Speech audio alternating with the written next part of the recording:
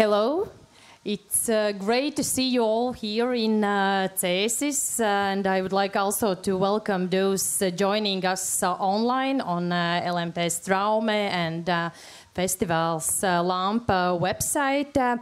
My name is Dace Helman, and I'm the head of the Institute for Corporate Responsibility and Sustainability. And today I will be leading this important discussion about Nordic perspectives on enhancing labor market and inclusion of the disabled people. And together with today's panelists, we will try to find an answer to the question how to leave no one behind in Latvia. This discussion is organized by the Nordic Council of Ministers office in Latvia and the Embassy of Finland. And discussion is one of the Nordic Talks conversation. Nordic Talks is a common name for discussions in which issues important to the Nordic countries and Northern Europe are highlighted. I'm happy to introduce you with today's panelists, people, experts, very experienced in the field of diversity and inclusiveness. I'm happy that Jukka Lindberg from Vattes Foundation from Finland will be present today. Albin Folkmer, director of Swedish-owned state-owned company Samhall, and Katriina Sevruka from Social Integration State Agency. Thank you for joining us. Before we start, I would like to ask you introduce with your organizations. In short, you are all, as I just mentioned, very experienced. And organizations in which you represent today are really very much involved. So your experience today will be absolutely important. So maybe you, Albin, can start. Thank you, and thank you for inviting me to this great arrangement. So Samhall is a Swedish state-owned company with a mission to create meaningful and developing jobs for people with disabilities. And it must be real jobs, jobs on the open labor market, jobs that will win in competition with other companies. So it's not just meaningful activities, it's real jobs with real salaries. And we only employ people with disabilities that cannot find any other jobs due to their reduced working capacities. And then we train them, we educate, we build self-esteem, build competencies, so they hopefully can leave us for regular jobs on the regular labor market. So that's like the construction of Samhall.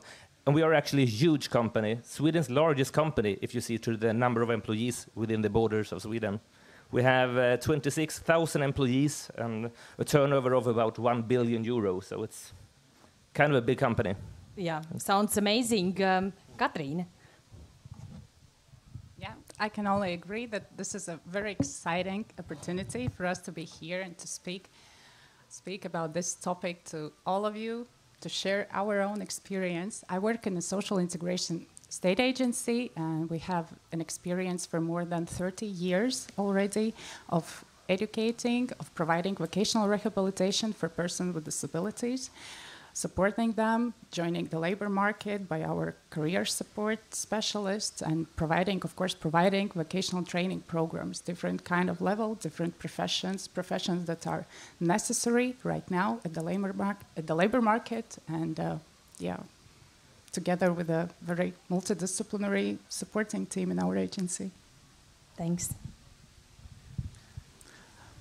Okay, thank you very much also from my part to invite me here. It's very happy to be here presenting what we are doing in Finland. I actually represent like three different sort of perspectives here. Vattes Foundation is the leading expert organization for issues on equal and inclusive job market and people with disabilities entering job market. I also work quite deeply in a new established Center of Expertise for Social Enterprising, where we are developing the field of inclusive companies, work integration companies. And thirdly, but not leastly, I'm a board member of 3 different companies working on the field of inclusive jobs, and one of them is Työkanava, which is a state-owned new company. Actually, the law comes into force today, and it's based on the Samhall model of Sweden. We spoke with Albin that 7 years ago we first had a presentation about that we should get something like this in Finland. Thanks. Dealing on a daily basis with different entrepreneurs, employers, and also in public space we can hear employers complaining about lack of workforce, lack of qualified workforce, but still a few years ago we conducted, together with market research company Kantar, we conducted the survey of employers, and we actually found out that employers are not so open for diversity, and despite the fact that they lack the workforce, they are ready to assess not only professional skills or competencies or potential of employees, but also different features not related to professional qualification. Katriina, I would like to start with your experience. You probably know the best. What is the current situation in Latvia? Is the situation improving, or we are still having challenges in this field? I would say that we are still having challenges, of course, because employing persons with disabilities is still kind of not, I can say, new topic, but we are starting to speak about it loudly only very recently. But what can I say is that we really see in the previous years that the situation is improving slowly, really slowly, but improving. These things, why it is getting a little bit better is only because we are starting to speak louder about this topic, about this issue, how to support both employees, persons with disabilities, and employers themselves as well. So, yeah. Nordic countries have always set a kind of example for us, and especially in terms of inclusive labor market. Could you share the Swedish and Finnish experience? What are the current trends in your countries, and what are the challenges you are facing? Jukka, maybe you can start. Okay. As I mentioned, we are now in a process of starting up a new company that the state owns, and which is targeting in the first phase to create 1,000 jobs to people with disabilities.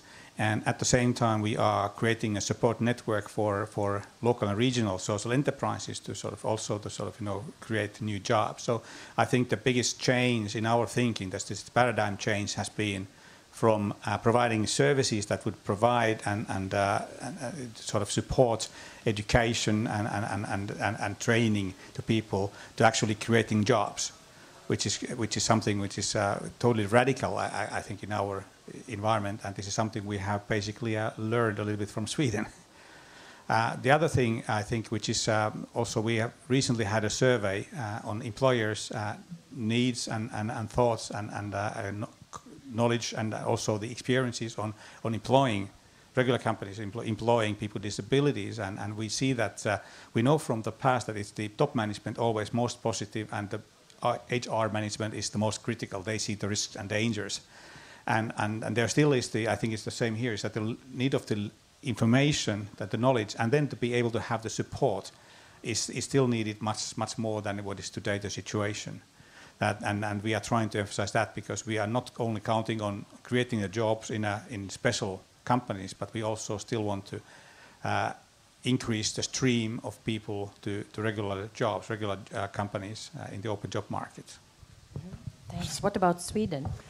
Yeah, well, of course, we see, as any other country, there is still a large gap between the employment rate for people with disabilities and people without disabilities.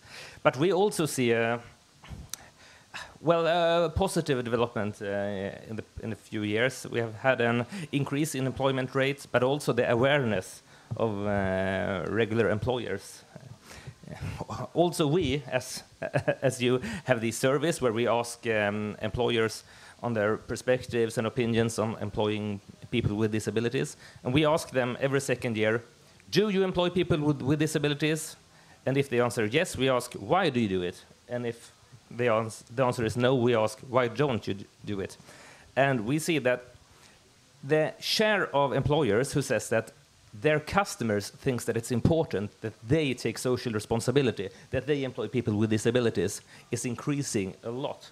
In our latest survey, 1/3 of the employers said that their customers thinks that it's important that they take social responsibility. And that, of course, drives a great movement, and we see that more and more large companies and organizations comes to Samhall and says, we want to make a difference, we want to contribute to a better society. How can we collaborate in some way? Which services can you perform within our workplaces? And that is a great movement. But we also see that the lack of knowledge and prejudices still is a big topic. 50% of the employers who don't employ people with disabilities says that it's because of their lack of knowledge. They are afraid if something happens, a person doesn't show up, there's some kind of struggle in the workplace, they don't know what to do. And therefore they employ a person without a disability instead, because it feels like that's the safest choice. Thanks. You raised the important question, and we would like to engage you in our discussion, and we would like you to answer a question on Slidor platform. I hope you all see on the screen our first Slidor question. What are the main obstacles to create and develop an inclusive work environment in Latvia?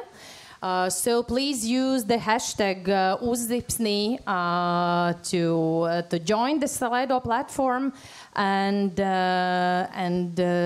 send in your answer. We will come back to your responses bit later, but we will continue with the obstacles and opportunities.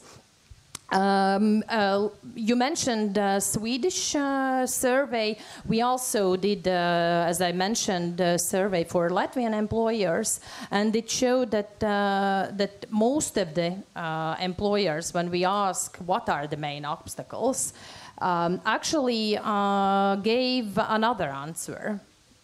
Could you guess what was the answer? What disturbs them from creating inclusive working environment? No ideas?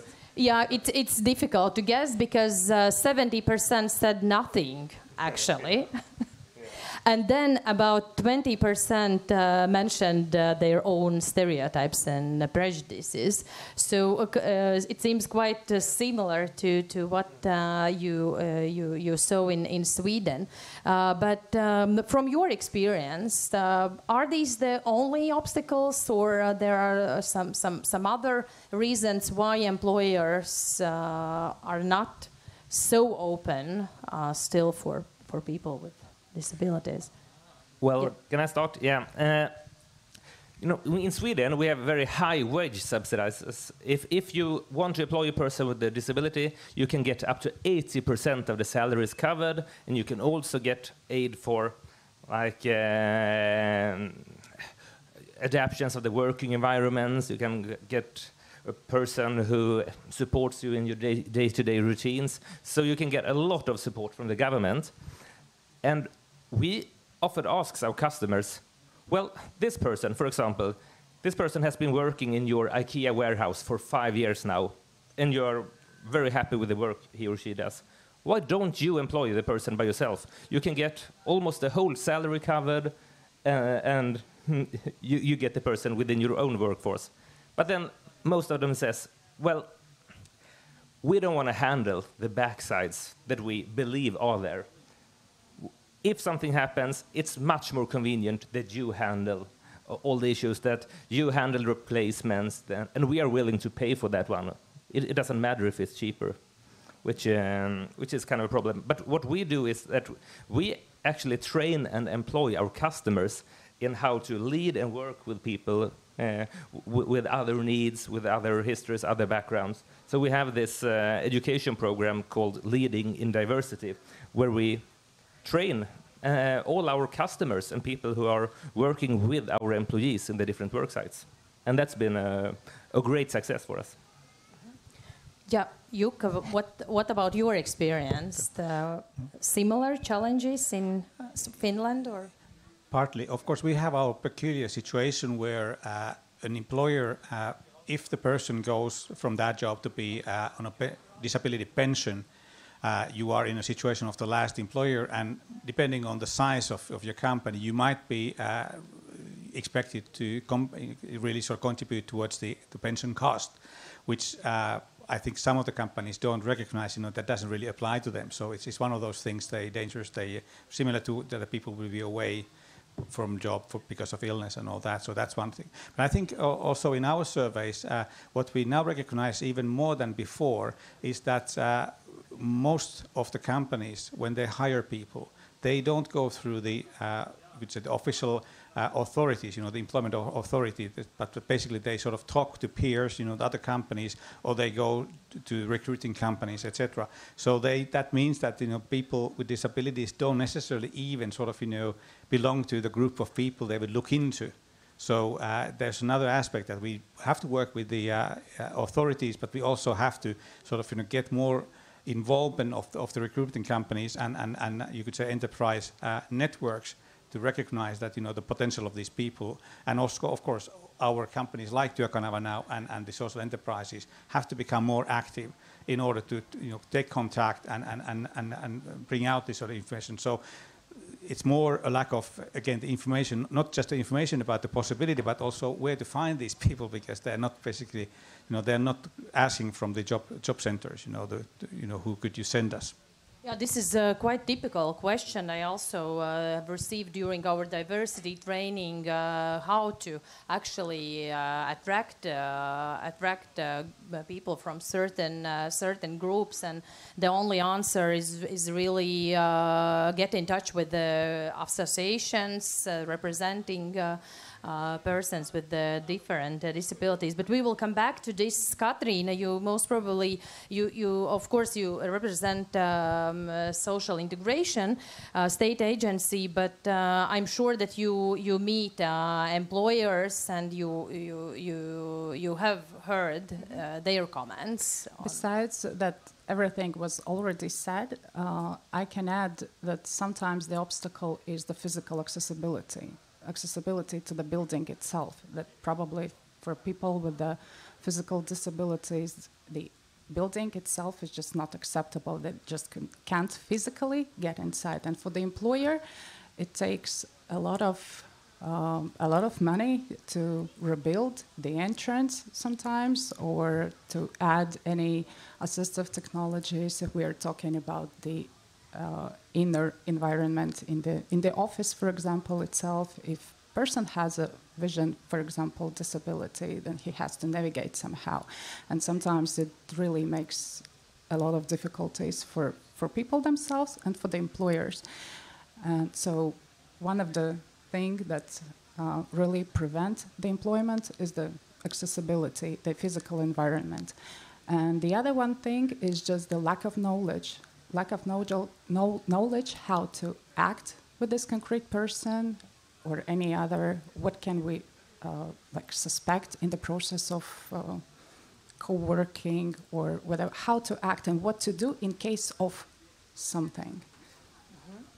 But we can take a look at the results of the Slidor survey. Thank you all for being active and providing your answers. So I hope we can take a look on the results. Can you see them on your screens? Not here yet, but I can see that half of you have said that stereotypes is the main obstacle, and lack of understanding, and 1/5 mentions lack of state aid, but not lack of funding or any other reason. So very close to what you just mentioned. So everything about information and communication and awareness. Thank you. I noticed from another survey we conducted that when we ask employers what would help you, what would you expect from the state, it was not about funding. It was only about access to information and some common source of information where employer could find all the relevant information in one website or in one platform. What about your countries, Finland, Sweden? How the state coordinates this information? Is there such information source in your countries? Well, in Sweden, it's like the different state authorities have specific sector responsibilities, and it's the public employment services, the state authority that handles unemployment issues, who has the responsibility for this. For all kind of issues and topics in this sector. So they have kind of good, I would say, a portal on the website where you can get all kind of information, and also where you can read about all the support you can receive and how you do to apply for it. So it's centered around the public employment services in Sweden. Okay, thanks. In Finland? We actually had a sort of portal like that, which actually was 3 parts. So there was one for potential employers or present employers. One was for those organizations supporting the employment, sort of specialists and job coaches, etc. And the third one for people with disabilities themselves. And we were actually quite sort of central in creating that and developing over 5 or 6 years. Now it's been decentralized, so in a way that the government will sort of take over part of it, and then some organization, some other parts of it. So it's not going to be like in one place, but the same information is there. And this new center of expertise will also sort of create you could say a case. Data sort of base for cases and instructions there and everything. So we've been working a lot on that, but that we still are looking to what is the right formula. It's like should everything be in one place or should it be sort of different for different target groups? But it's very crucial to have the information available. One of the typical things which I hear from employers is about occupational safety. They are worried about safety matters. Very often when HR and the management team is ready to become more open and proactive in attracting diverse team. Very often when it comes to occupational safety, this part of the team usually becomes very cautious and say no, it's better not to take the risk. What is your experience? Well, how you deal with this? Well, our mindset is that when we are the best, we don't need to do any adaptations. We don't need to think about this, because that's when we found a perfect match for a person into a specific workplace. And what we do is that when we get a new employee, we sit down and go through 15 skills or capacities that we over the years have determined that these are important in order to have or to keep a job at the Swedish labor market. And we have matched 250,000, 250,000 people to jobs over the years. So we have quite much experience in doing this. So we have this set of skills, which can be anything from your mobility, your writing, but also your personal hygiene, your communication skills, different skills, talents, or abilities that are important. And we set if they have a high, a good, or a limited level of these, but we never talk about their disabilities at all. We actually never register what kind of disability our employees have anywhere, because that's not important. What's important is what you can do and how you can contribute. So when we match a person to a job, we look upon what's needed. For example, working in a hotel reception.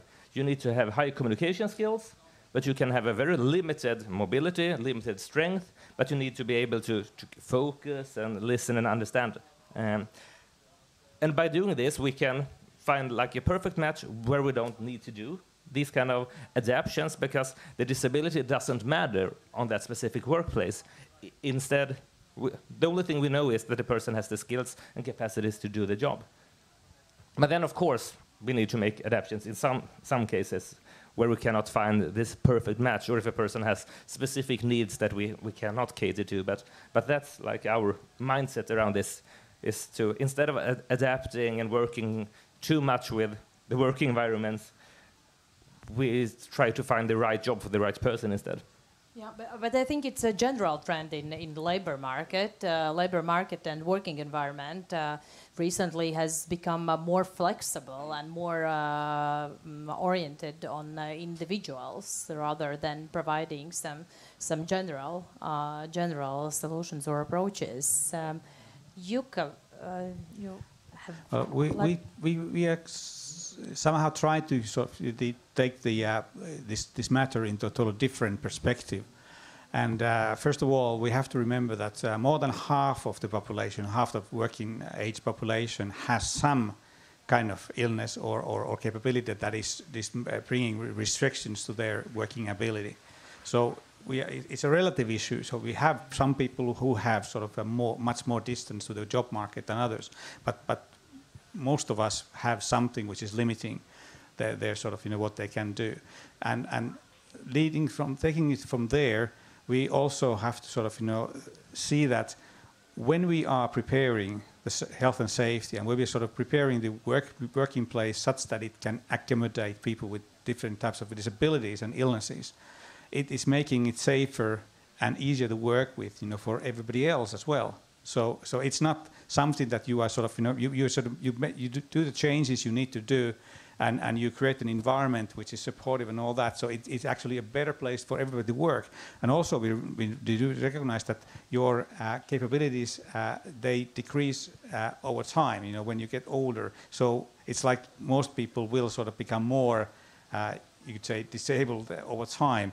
And therefore, this is just basically preparing way for sort of people to be able to work longer in a safer and more supportive environment. A few years ago, I had experience supporting a young guy who lost his sight at the age of 6. He was absolutely motivated to work and to study, and he also currently studies the law and human resources management. But at that point, when he tried to send out his CV and apply for certain positions, he sent out approximately 200 CVs, but indicating that he's actually blind, and he didn't receive any response. And I just heard about international company, global company, hiring the team of people with some side problems, but the industry is chemical production, and they are not afraid of this. They have found the way how to employ these persons. About SIVA, Social Integration State Agency, you have different programs for different people, and most probably you work with the employers. Are you moving also towards this more flexible and more individual approach?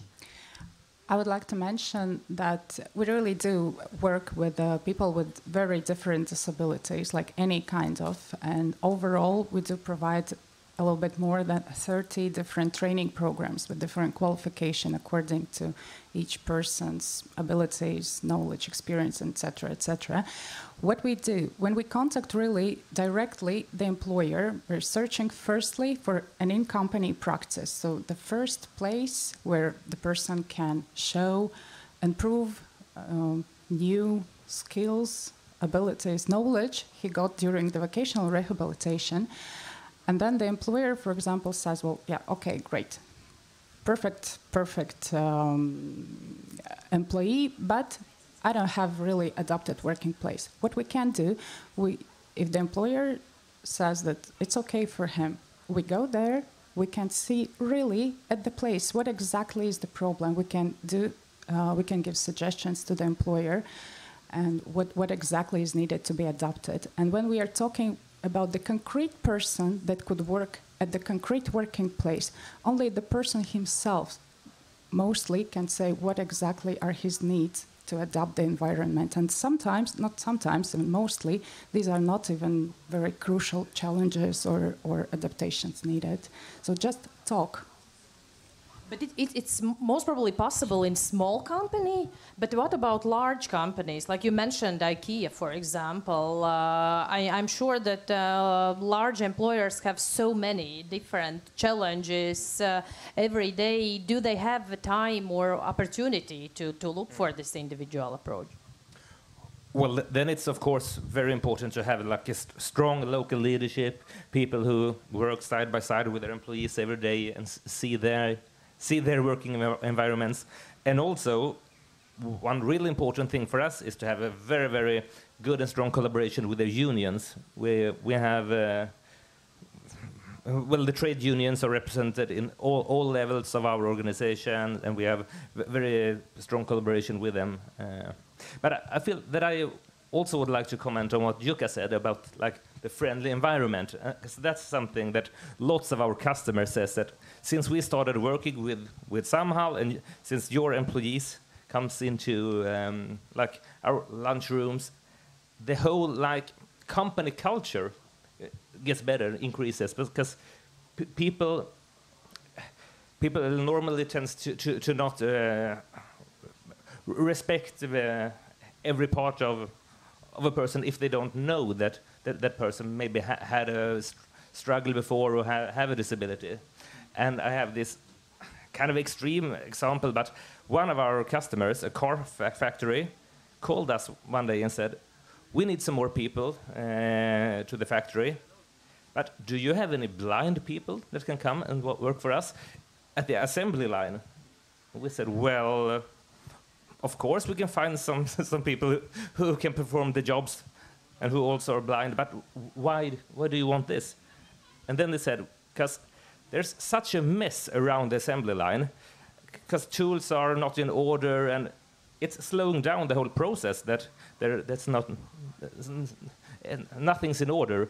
And when the management tells the workers that these things need to be in order, they don't give a damn. But if they know that they have colleagues where it's crucial that every part is in specific order, then they will adapt their behavior and start respecting their colleagues instead. And that's actually what's happened, and they are way more effective right now. But that's kind of extreme example, but yeah, but it's absolutely also a great example, and I have heard this from employers which start to hire the persons with different kind of disabilities, including mental disorders, and even when they had enough employees, they continued this program because their internal surveys showed that the atmosphere and the working environment in general became better. But this is a good point where we could involve our audience. So please see on the screens our next Slidor question about main benefits of inclusive working environment. We already started sharing some of these benefits, but we would like you to share your thoughts on Slidor using the hashtag Uzipsni. Yes, so maybe we can continue with benefits. You mentioned this internal leadership, and in Latvia I have noticed and heard examples when management team has really started this course, and really the team becomes more diverse, and this is it. That the employer doesn't take the next step to prepare the team, or maybe even to prepare their customers. They are very often not ready for this, and to have colleagues maybe with including different disabilities which they are not aware of. What would you recommend to employers? Where to start? How to prepare the team? We actually have quite a lot of expertise nowadays in sort of helping the working sort of team that the person with disability will be working with. I think that you have to sort of look at both the sort of physical environment here first, of course, and you can involve the people there as well. I think something which is also on the increase in Finland is what we call a inclusive job design, which means sort of tailoring to different jobs, and that's the way to sort of motivate. If you because as Albin has been explaining that you have those teams also, and some people can do something and other people can do something different. So in order to sort of make way for people with you could say different skills or different work abilities, what you need to look into is the whole of the team or even wider, and see what needs to be done, and is there something that person would be especially good at doing, and what else could be left for them. And so you can say that 1 + 1 is more than 2, because when the person comes in, it will be releasing something from the others who are not so keen on doing it, and everything. So you start from there, and it's absolutely important that you are involving the team people in doing it, so that they have to do everything, so that because their job is changing as well. And then, of course, you have the support. The job coach, job coaching when it's at its best, is supporting both the individual and the team and the manager around here. And this is something where we are still trying to find solutions how to make it more long-lasting, because we also know that that kind of support from a expert job coach, actually, it's most important that you know it's available both for the team and for the individual. When you know it's there and it's somebody you can count on, it's somebody you trust in and all that, you actually don't need it so much. It's enough to know that there is this phone number, there is this name I can contact and I can go through, and it's somebody who knows what I'm talking about. You don't have to actually use it. But if you don't have this system where you can have somebody reliable there, then it means that people are getting into trouble faster. So it's like creating the environment which is basically supportive everybody, and where people know that you could say these parts are in their places, and they remain so, that you can sort of keep developing your work environment together. Yes, I can only agree, and a little bit tell from my side that the friendly environment and really supportive environment at the working place is very important. That's the basics of inclusive labor market. To speak with the other employees so they can understand it. It won't be enough just to put a person with disability or not even into the working place. That's not a supportive work environment. The person needs itself know whom to contact in case of what, and of course educate the other employees, so they are just aware of any kind of, difficulties that just might appear. And why exactly we are not open to something? Because we just don't know. Lack of information, lack of understanding, just increase this feeling of not being open. And that's it. Just tell, talk, and that's it. This is what we are. It's possible in small teams, but again, what about large companies? Is it enough just talking, or some system is? is necessary here? Well, at first, of course, I fully agree with the previous speakers, but well, of course, you must have some kind of systematic work in a huge company like us. I mean, we operate at 11,000 different workplaces, so it's, of course, we need to have some kind of a plate where we have the lowest level. But as I said earlier, it's mainly about finding the right job for the right person. And as Jukka said, when one person does or performs some jobs, other people don't have to do those jobs and can focus on what they're good at instead.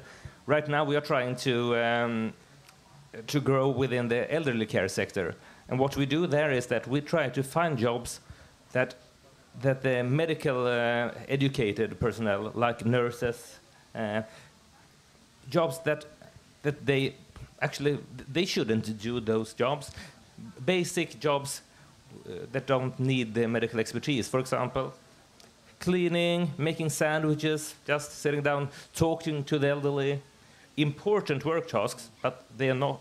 It's not crucial that they are being performed by nurses. So instead, we do those jobs, and we have had these collaborations with I think it's almost 10 municipalities now, and we see that our employees loves the jobs, the elderly loves the job, loves that we are there because now there are more people who can talk to them, see their needs. And the nurses, they love this because now they get to do what they are educated to do and what they want to do. So there are win-win-win situations when you find the right job for the right person in that way. Regarding state and the government, you also mentioned that you work with state armed forces and provide employees for them.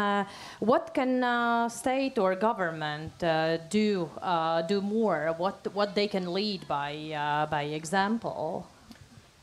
Well, I must say that we don't give any soldiers, or we don't present soldiers to the armed force. We perform services in their workplaces, like handling food and delivering things into fields, cleaning, facility management. So we don't do anything military by our employees. But one really important thing where I think that the state or the public have missed the target is the public procurement systems. In Sweden, we have, I would say, great legislation where you can say that the company that is going to perform these services for the public, they need to employ at least 10% people with disabilities, or they need to make some arrangements to open up the workplaces for people with barriers to work. But this is rarely used, although there is a solid legislation and a European Union framework, I'd say. I'll actually pick up from what Alvin left here. It's the public procurement is a very important issue here. We've had a couple of projects where we've been testing, what can be achieved and how it should be done. And our estimate is that actually you could create 50,000 jobs in a country like Finland by using the employment clause in a more targeted manner, and of course creating the competence, creating the resources, and sort of creating the willingness to sort of really use those clauses. We are now we have actually since 2 years a new strategy for sustainable public procurement in Finland, and we've been working very closely with that and sort of trying to do it. And there is now another program to speed up the sort of use of the employment clause. And we have 7 different cities which are piloting this, and it looks promising that we are now really sort of making some movements within the country. And we also are now trying to create a pilot program for using the reserved contract, which means that they will be limited to basically companies like Samhall or this work integration social enterprises, so that there would be even more targeted sort of purchasing from this kind of inclusive companies. And this is huge because we are in Finland is 47 billion euros a year, which is public procurement. So getting even a modest slice of that is important. So it's creating. The other part, of course, is then is the benefit, so that you have a sort of universal and covering sort of wage subsidy system and all that, and then you can have and what we're working on is also the guidance. So it means that you can learn easily about, you can get the support in doing it, because one of the obstacles we have seen is that not only that people in the companies don't know about what to do and hire, but they think that the applying for a wage subsidy would be very difficult and very bureaucratic, and part of that is true, but part of that, and a big part of that, is old information. There's been many changes, and it's becoming more and more user friendly, but it takes time before the great audience realizes that it's not as bad as it used to be. So making it easy and making it sort of reliable that you can get those supports is important as well. But procurement is a huge issue potentially. In Latvia, we also have regulation for socially responsible procurements, but when I'm talking about this with the state or municipal companies, institutions, very often they admit that actually they, in fact, that they are not using them because they are afraid that they will not use this regulation correctly, and they will receive some complaints from participants of those procurements. Yes, Albin, you wanted to add? No. Oh, okay. I think it's, yeah. You want me But, yes, you represent the state already here in this panel, but maybe in addition to what Albin and Jukka already said, from your perspective, how can state support more?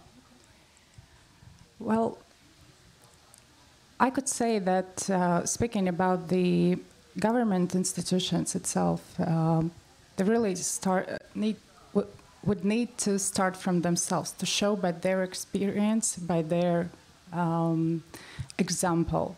And what more helps is storytelling, really storytelling, that we have a successful story, we have a successful experience, and look how great we did. And this would inspire the other ones. That's my opinion. Yeah, I can only agree. Yes, Albin. Now I would like to comment. Well, I think that they could also, of course, lead by acting in a way that, I don't know the situation in your countries, but in Sweden, when we see who employs people with disabilities, well, the state and the public is the worst. It's always the small and middle-sized companies who's the best in employing people with disabilities, and then the municipalities, they are decent, the counties, nah, and then the state is worse. So have you asked what is the main obstacle for them? Because most often, at least in public space, we can hear that it's about regulation, it's about different accessibility of the buildings, and it's too expensive. Well, actually, before I came to Samhall, I worked in government offices for quite a time. I was the chief of staff to the Swedish Minister for Employment, and we tried to carry out lots of programs for getting our state authorities to employ more people with disabilities. We tried internships, lots of different programs. And the government agencies and the authorities, they never managed to employ a single person. And they said it was because the jobs are too hard. We have too high qualifications for the jobs that we have in our agencies, and the unions says no, and that's rubbish, I'd say, yeah. But it's not a secret that there are many benefits of inclusive working environment, and our audience just participated in a small survey. I hope that we will be able to see the results on the screens, and actually the main benefit indicating by you is increase in employee motivation and loyalty. This is more than half of respondents mentioned this is the benefit, and also increase of labor productivity and quality. No one so far has mentioning fostering innovation, but when we ask the same question to Latvian employers, almost none of them could mention any benefit of creating inclusive working environment. What would you say? What are the main or couple of main benefits? I've actually find it a bit peculiar that this fostering innovation has not getting any support here. I remember the grand old man of disability movement in Finland who just passed away a couple of years back, Kalle Könkkölä, who was also a politician. He once told in a meeting that the message to employers should be that if you want to employ somebody who is creative, you should go for a person with disability, because you have to be creative just to get along in your life. So you're guaranteed to be sort of finding an innovative person here. So, and I think this diversity that is there. I think this, of course, the same applies to sort of ethnic sort of minorities and all that. But it's actually having people from all walks of life, very significantly including the people with disabilities, is important to sort of create the environment within the company that sort of really leads into innovation and understanding, for instance, what your clientele wants. So there is a sort of this innovation, and also that I like the sort of general sort of way of thinking in the company improves. I think we also have recognized that this kind of loyalty to the employer and all that is more. It is greater when you sort of because if you find it more difficult to find a job and get a proper job, you are not so keen on sort of looking for the next job as soon as you are in the first one. So there is this part of it as well here. Katrin? I think that it's also important to mention the sense of belonging, right? Belonging to some concrete place, working place, society itself, and etc. In my opinion, if we are talking about the benefits of diversity, diversity is a power itself. We are all different. We are all different here, and we can learn from each other something, and this is what makes us better as a person as well. As one CVO once told, why I need people who act and think and behave like myself. I need people who act and thinks differently to provide some added and different value to the team. So. Yeah, and I of course fully agree, but also that things that are looked upon as disabilities can also in sometimes be like super abilities. And we see that every day. I have, like, as I mentioned, 26,000 employees that have heard that they cannot get a single job at the Swedish labor market, but now they go to job every day and perform real jobs where that someone wants to pay for. And we have these great examples. For example, one of our customers is a pharmacy chain who handles like pills that are in small bags that are destined for specific person within the elderly care. So, for example, this small bag goes to that person in that nursing home, and it needs to be 2 pills for the head, 1 for the back, and 1 for the heart. So it's crucial that's exactly the right pills every day and in every bag. And I know that would I do this job, maybe for 10-15 minutes I could do it, and then I would lose concentration. I would mix the pills and the bags up. But we have employees with autism who sits all day, all week, performs these jobs to perfection, and they love it. That's like, yeah, their dream jobs.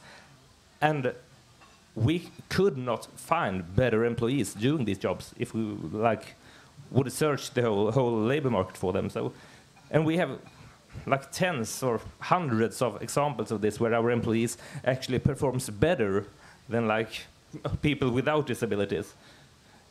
You know, in a Volvo subcontractor, our employees with disabilities was even more effective than the industrial robots. So we replaced the robots because our employees could do the jobs better. So it sounds so simple. If we would focus only on strengths of everybody's strengths, then we would not need to talk about inclusive labor market and working environment. It would somehow be developed. But is it really so easy to focus on these strengths? Because it sounds simple, but it seems that. Well, of course not. Of course, it's a lot of job finding the right job for the right person. Of course, we make mistakes. Of course, employees doesn't function at the workplaces that we match them to. But then we just take another round. Well, this didn't work out. Okay, why not? Well, then we learn from those experiences, and then we try to find a new job. So it's just to keep on working. But of course, it's not that simple. Yeah. Good. Today we have many participants and listeners here in Cēsis, also on a couple of online platforms. Most probably employers are among them. We have lost a couple of minutes left before the end of this very interesting discussion. I think we could spend at least a couple hours more discussing about inclusive labor market. But what would be your practical suggestions? One or two suggestions for employers who would like to become more open, who would really contribute to inclusive labor market, starting with their own working environment. Just 1-2 things, where to start? If I can say, it's not that easy to make a first step. Let's start with a talk. We are here to talk. You need an information, we can give it. You need to check the environment. You need to have additional knowledge. We are here really for the consultations. A lot of other agencies and NGOs are also open for the conversation, really, and State Employment Agency and our SIVA itself. Let's start with talk. I think it is very crucial to look for partners or look for somebody who you can rely on. I mean, it could be another company as well. I think, for instance, I think the importance of Samhall is much bigger than your size, even though you are very big. And this is what we are also aiming at in Finland, that you have those leading companies that are sort of creating social enterprises, and Työkanava should be the ones who are leading. So their impact on the working life should be bigger. So you have the models, the role models, the ones you look for, and where you look for experience, where you look for sort of cases, and where you can look for guidance and advice. So that's something. But find a partner who can help you with the sort of to solve those issues and everything, and be then persistent. I think it also is very important to keep in mind that, at least to our experience, people, when they have given the possibility to sort of get a job and do the work, they are consistently sort of proving to be able to develop and look after their job and perform much better than what was anticipated before. So, and this is like this place first type of approach, where you sort of don't overtrain, don't sort of try to sort of keep people in different kind of services, training and practicing all those, but sort of place the person in the job and sort of see what it gets, get the support to sort of take you through those phases, but also put trust in the people, and you realize that you will most likely be very happy with the results. Thank you. Yeah, and I agree that the support part is crucial. And I know, as I said, in Sweden we have lots of different benefits and things that you can get from the public employment services. You can actually get help from a person who assists the new employee in the workplace for a limited time, but who also is a support person to the new employer, and who assists in bridging those two, the interests of the new employee and the employer. And I'm sure that, well, your public employment services has lots of support programs as well. but also just to look, when you have a new job opening, look upon what is actually needed to do this job. What do you, and then don't start, like when you build your like searching profile, don't start with you need to have a formal education, you need to have done this and this and this, you need to have a bachelor's degree. Well, look upon what is actually needed to do this job. And if it's still a complex occupational role and you want to employ people with disabilities or people with barriers to work, well, break it down into more working tasks. Maybe one person can do this, one person can do that, and then see if you can find like some kind of financial support and if you can afford to do that. But look upon what's the job that needs to be done.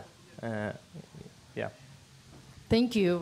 So many useful suggestions. I will sum up them in a minute, but I would like to thank you for being here in Cēsis, participating in this discussion organized by the Nordic Council of Ministers Office and the Embassy of Finland.